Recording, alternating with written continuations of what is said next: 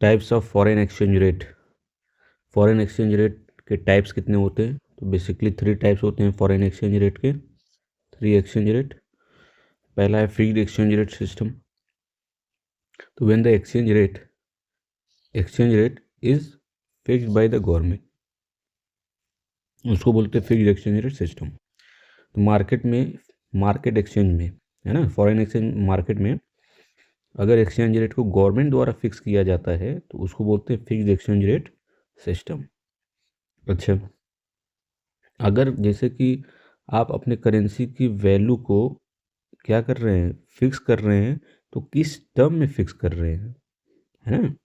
अगर जैसे कोई भी गवर्नमेंट फिक्स करती है कि हमारे भाई करेंसी की वैल्यू इतनी होगी, तो आप करेंसी की वैल्यू बता रहे हो, फिक्स कर रहे हो, तो आप किस टर्म में बताओगे? डॉलर के टर्म में बता रहे हो, पाउंड के टर्म में बता रहे हो, या गोल्ड के टर्म में बता रहे हो?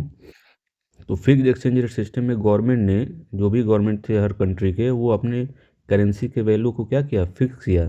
किस टर्म में?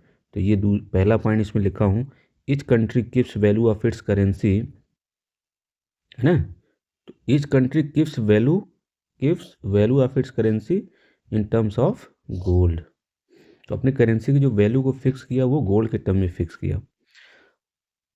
There is full intervention of government for determining exchange rate. तो फिक्स एक्सचेंज रेट मार्केट में या फिक्स एक्सचेंज रेट सिस्टम में गवर्नमेंट का पूरा इंटरवेंशन रहता है, दखलंदाजी रहता है कि फिक्स मतलब एक्सचेंज रेट कितना होगा।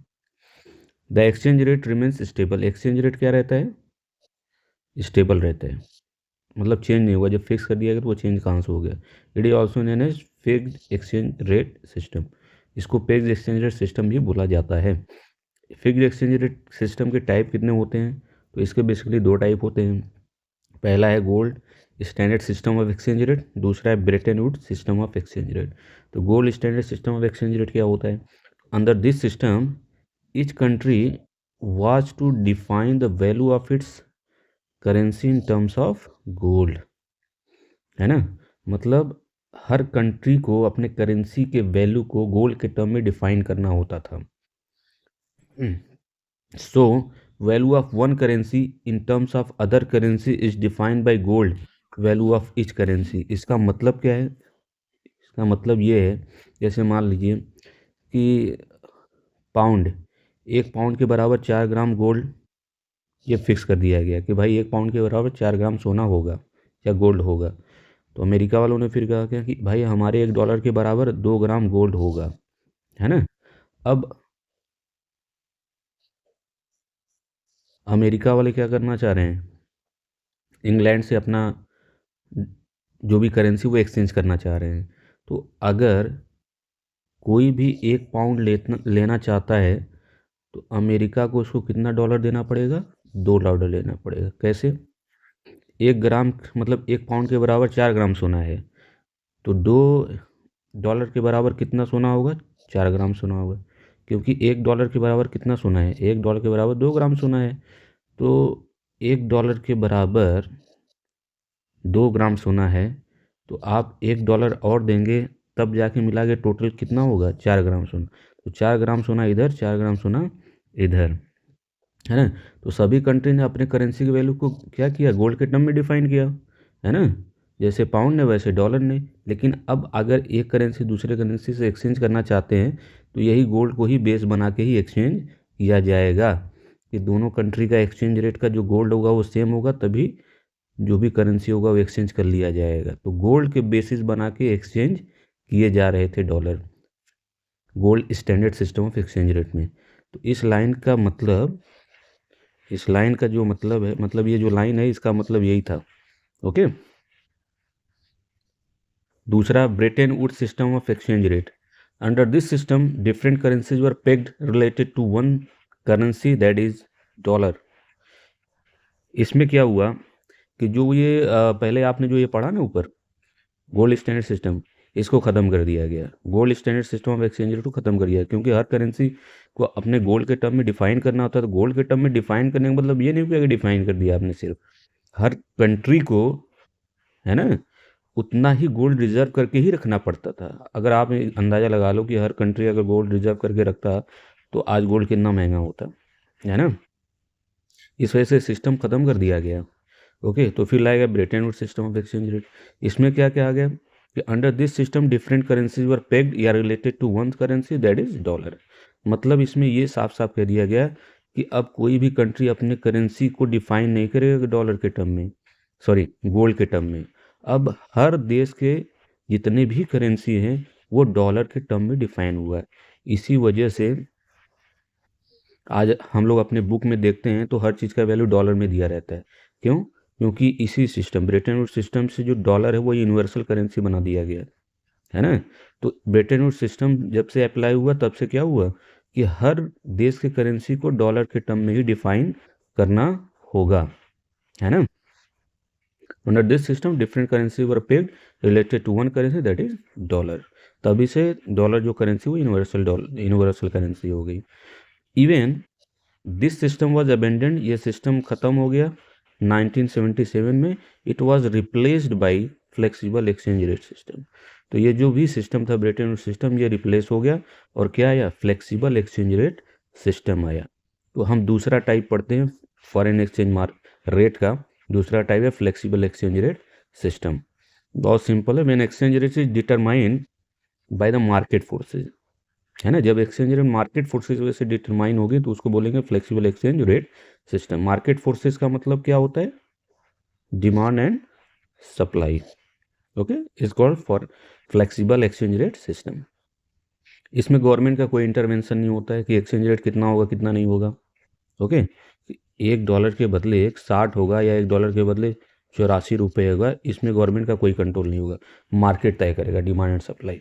फिक्स्ड एक्सचेंज रेट में सिस्टम में क्या था, $1 बदले 60 होगा, $1 बदले 84 होगा, वो गवर्नमेंट डिसाइड करती थी। बट यहाँ पे ऐसा कुछ नहीं है।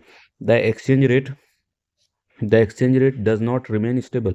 यहाँ पे एक्सचेंज रेट स्टेबल रहेगा ही नहीं, है ना। एक्सचेंज रेट स्टेबल नहीं रहेगा क्योंकि भाई मार्केट तय करेगा तो वो डिमांड सप्लाई होगा तो जाहिर सी बात है ऊपर नीचे होता रहेगा। It is also known as floating exchange rate, इसका दूसरा नाम है फ्लोटिंग एक्सचेंज रेट। थर्ड है manage floating exchange rate system. ये दोनों का मिक्सचर है ऊपर वाले का, है ना। तो in which exchange rate is determined by, इसको आप देख लीजिए अच्छे से, in which exchange rate is determined by market forces. मतलब क्या है, पहले जो एक्सचेंज रेट होगा, है ना, पहले जो एक्सचेंज रेट होगा वो मार्केट तय करेगा। ओके, जैसे ये लाइन आप पढ़िए, it is a mixture of both exchange rate that is flexible and fixed exchange rate. तो ये जो manage floating exchange rate system, ये दोनों का मिक्सचर है, फिक्स का और फ्लेक्सिबल का, है ना। तो पहले जो एक्सचेंज रेट होगा वो मार्केट तय करेगा। अगर आरबीआई को या हमारे गवर्नमेंट को ऐसा लगता है कि जो एक्सचेंज रेट ये तय हुआ है, मतलब $1 के बदले जो 84 रुपये तय हुआ है ये सही नहीं है, तो क्या करती है, आरबीआई आती है या गवर्नमेंट इंटरवेन करती है कि नहीं एक्सचेंज रेट इतना होना चाहिए। तो दोनों का मिक्सचर है। तो in which exchange rate is determined by market forces. Market forces अगर एक्सचेंज रेट को डिटरमाइन करेगी तो उसको क्या बोलते हैं, फ्लेक्सिबल एक्सचेंज रेट। एंड अब यहाँ से देखिए, and central bank influences the exchange rate through intervention in the foreign exchange market, है ना। तो इसमें दोनों कॉन्सेप्ट बात किया है। तो जब गवर्नमेंट एक्सचेंज रेट को इन्फ्लुएंस करेगी अपने हिसाब से, तो ये किस चीज़ की तरफ इशारा करता है, फिक्स्ड एक्सचेंज रेट, है ना, फिक्स्ड एक्सचेंज रेट सिस्टम की तरफ इशारा करता है। तो ये दोनों का मिक्सचर है। तो जैसे मैंने यहाँ पे डायग्राम बना रखा है कि exchange rate determine by market forces, जब exchange and market forces determine होगा तो ये क्या होगा, फॉरेन फ्लेक्सिबल एक्सचेंज रेट। लेकिन आरबीआई को ऐसा लगता है कि नहीं, $1 के बदले, यहाँ जो मैंने नीचे लिखा है, नहीं कि $1 के बदले जो 60 रुपया हुआ है या $1 के बदले जो 80 रुपया, दोनों चीज़ें हो सकती हैं। एक्सचेंज रेट घट भी सकती हैं बढ़ भी सकती हैं, जो भी चीज़ें हुई हैं, है ना। तो आरबीआई क्या करता है या सेंट्रल बैंक क्या करता है, इंटरवेन करता है या इन्फ्लुएंस करता है ना exchange rate. Foreign exchange market में सेंट्रल बैंक इन्फ्लुएंस करता आता है, इंटरवेन करता है, दखलंदाजी देता है और एक्सचेंज रेट को क्या करता है, अपने हिसाब से इन्फ्लुएंस करता है, चेंज करता है। तो जिसको एक ही चीज़ की तरफ इशारा करता है, फिक्स्ड एक्सचेंज रेट की सिस्टम। तो क्यों आता है, वो इन्फ्लुएंस करता है। तो आरबीआई को ऐसा लगता है कि यार $1 के बदले 70 रुपये हमारा होना चाहिए, $1 के बदले 60 या 80 नहीं होना चाहिए। तो क्या करता है आरबीआई, ऐसा कुछ करता है कि एक जो डॉलर के बदले 60 है वो 70 पे ला के रख देता है, या $1 के बदले जो 80 है उसको 70 पे ला के रख देता है। तो ऐसा क्या करेगा, है ना। अब आप मुझे बताओ, $1 के बदले 70 पहुंचाना है, पहले $1 के बदले 60 है, $1 के बदले 70 पहुंचाना है। 70 पहुंचाने का मतलब क्या है, इसको स्ट्रॉन्ग करना है और इसको वीक करना है ना। किसी चीज़ को स्ट्रॉन्ग करना है तो उसका डिमांड करना शुरू कर देंगे, है ना। तो डॉलर का डिमांड करना शुरू कर देंगे, डॉलर जैसे ही डिमांड करना शुरू करेंगे तो वो और स्ट्रांग होता जाएगा, मजबूत होता जाएगा, तो एक्सचेंज रेट बढ़ता जाएगा। तो $1 के बदले जो 60, $1 के बदले 70 हो जाएगा, है ना। ओके। ओके। अब मान लो $1 के बदले जो 80 है, आरबीआई को लग रहा है नहीं, $1 के बदले तो 80 रुपये बहुत ज़्यादा हैं, इसको कम करना पड़ेगा, हम 80 रुपये नहीं दे सकते, हम तो 70 रुपये ही दे पाएंगे, ऐसा करना होगा। तो आरबीआई क्या करेगा, अगर आप इसकी वैल्यू 80 से 70 करना चाहते हैं तो आपको क्या करना होगा, इसको आप क्या करना चाह रहे हैं, वीक करना चाह रहे हैं, और आप सॉरी, एक मिनट, इसको आप स्ट्रॉन्ग करना चाह रहे हैं और डॉलर को क्या करना चाह रहे हैं, वीक करना चाह रहे हैं, है ना। तो क्या करेंगे आप, किसी भी चीज़ को अगर वीक करना है तो उसकी सप्लाई बढ़ा दो। तो आरबीआई क्या करेगा, डॉलर की सप्लाई बढ़ा देगा। किसी चीज़ की सप्लाई अगर ज़्यादा होती है तो उसकी वैल्यू क्या होती है, अपने आप कम हो जाती है, कमज़ोर हो जाती है। ओके। तो flex manage floating exchange rate system ये होता है, दोनों का मिक्सचर होता है। पहले मार्केट रेट तय कर देगा एक्सचेंज रेट, अगर आरबीआई को लगता है कि नहीं एक्सचेंज रेट ये जो 60 या 80 हो गया है, ये नहीं, ऐसा सही नहीं है, हम जो चाह रहे हैं, जो हमारी डिज़ायर्ड लिमिट है, जितना हम चाह रहे हैं उतना होना चाहिए। तो अगर 60 हो जाएगा तो आरबीआई क्या करेगा, 70 पे लाने के लिए डॉलर का डिमांड बढ़ा देगा, है ना, तो वो अपने आप मजबूत हो जाएगा, तो 70 पे आ जाएगा एक्सचेंज रेट उसका, है ना। अगर डॉलर का एक्सचेंज रेट 80 रुपये हो गया है तो गवर्नमेंट चाहती नहीं, 80 रुपये तो बहुत ज़्यादा है, हमें 70 पे ला के रखना पड़ेगा, तो फिर सप्लाई बढ़ा देगा डॉलर का, अपने आप वीक हो जाएगा, कमज़ोर हो जाएगा डॉलर। ओके। डर्टी फ्लोटिंग क्या होता है, मैनेज फ्लोटिंग एक्सचेंज रेट को ही डर्टी फ्लोटिंग कहा जाता है ना। तो when RBI intervenes in foreign exchange market to control the exchange rate within desired limit is called dirty floating, है ना। अपनी डिजायर्ड लिमिट से एक्सचेंज रेट को रखने के लिए जब आरबीआई फॉरेन एक्सचेंज मार्केट में इंटरवेन करती है, दखलंदाजी करती है, नहीं एक्सचेंज रेट इतना ही होना चाहिए, $1 के बदले कितना होना चाहिए, 70 रुपये होना चाहिए, $1 के बदले 60 ना हो, या $1 के बदले 80 रुपया ना हो, है ना। वो कितना चाहती है, डिजायर्ड में 70 होना चाहिए। तो यही आरबीआई इंटरवेन करती है फॉरेन एक्सचेंज मार्केट में to control the exchange rate या influence the exchange rate within the desired limit is called dirty floating. तो मैनेज फ्लोटिंग एक्सचेंज रेट को ही बोला जाता है। Demand for foreign exchange, foreign exchange का demand क्या होता है, या relationship between exchange rate and demand for foreign exchange.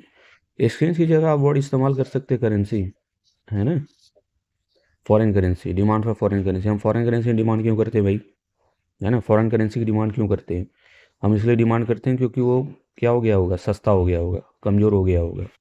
Okay. तो other things remaining constant, demand for foreign exchange, exchange का मतलब करेंसी। ओके। तो demand for foreign currency is inversely related to the rate of exchange. Okay. Rate of exchange या price of foreign currency वो same बात है।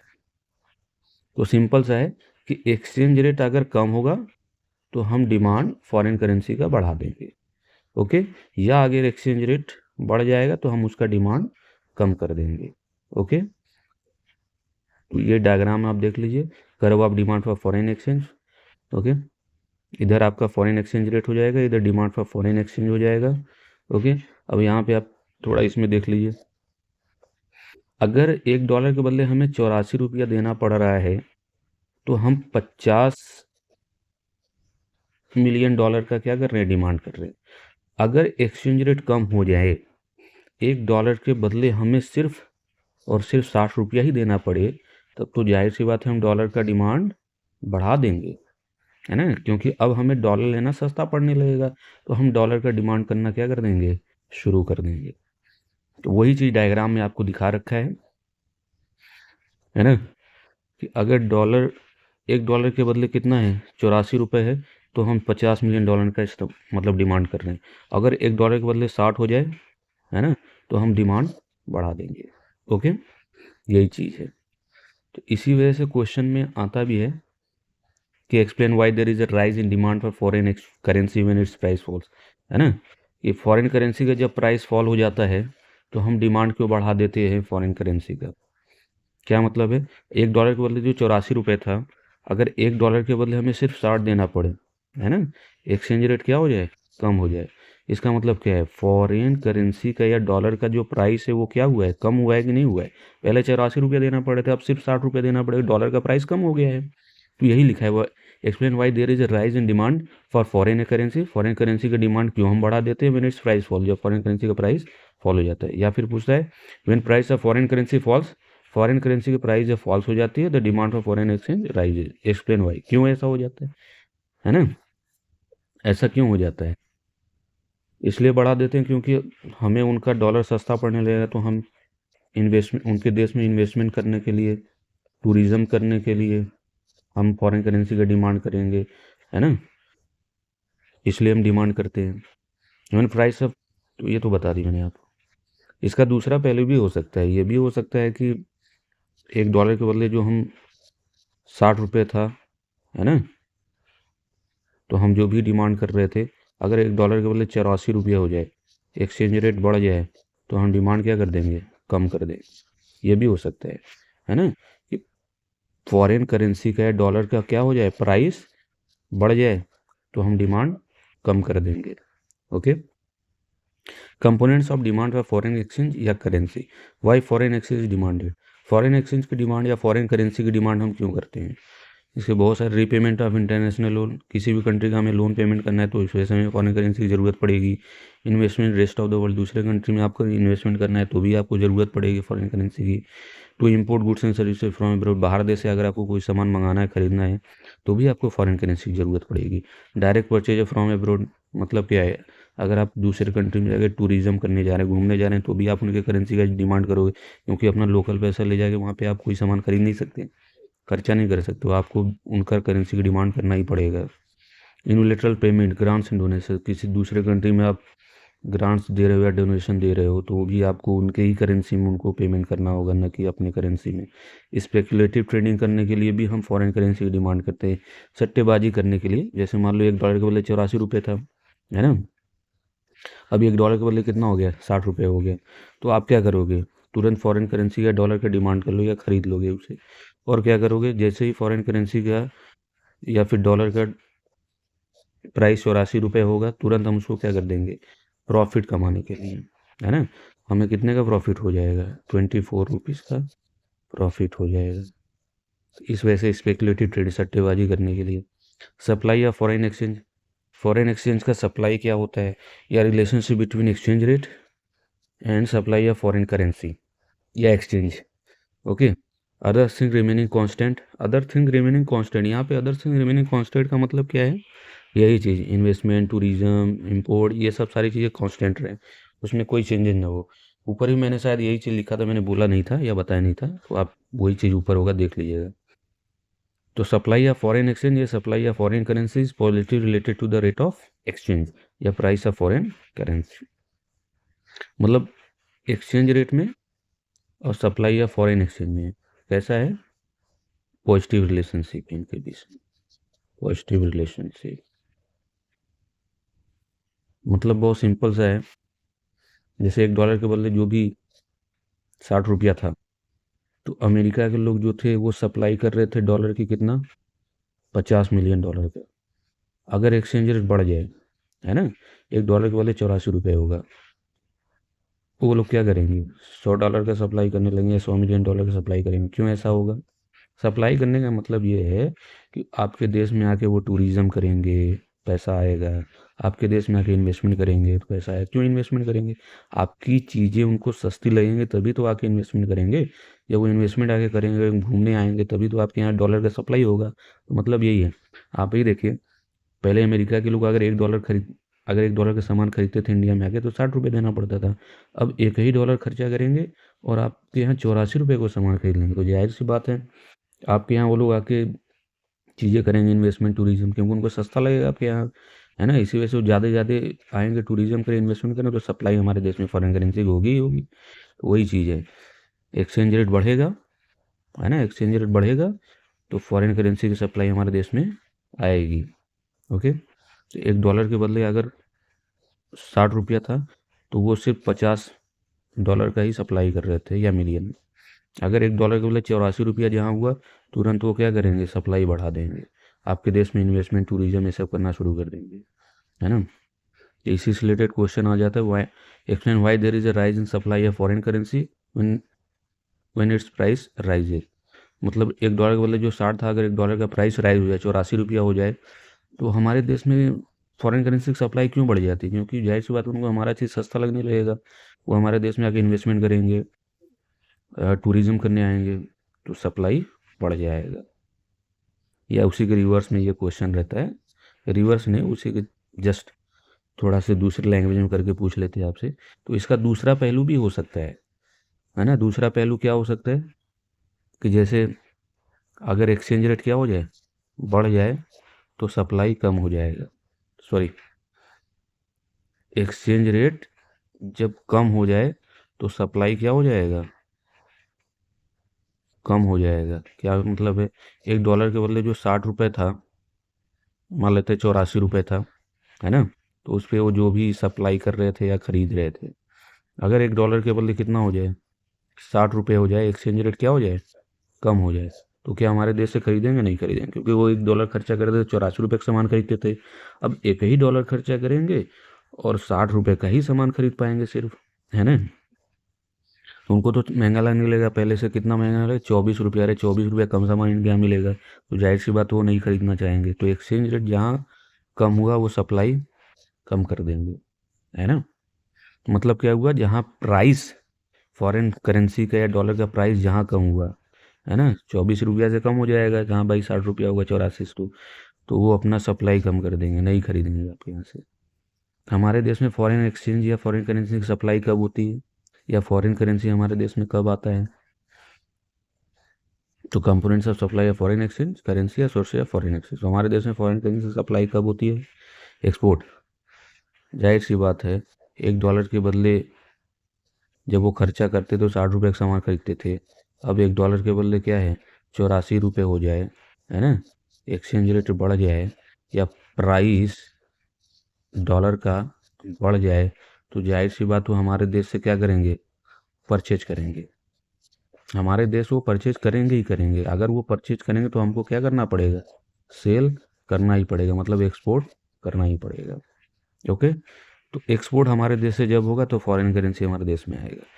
अगर बाहर के लोग हमारे देश में आके इन्वेस्टमेंट करेंगे तो भी हमारे देश में आएगा, है ना। बाहर के दोस्त आके हमारे देश में टूरिज्म करेंगे तो भी पैसा आएगा। अगर बाहर देश से हमारे को लोन मिलता है तो भी हमारे देश में आएगा पैसा, foreign currency. Unilateral payment received from abroad, बाहर देश से हमें ग्रांट्स या डोनेशन किसी भी तरीके का मिल गया तो भी हमारे देश में फॉरेन करेंसी आएगा।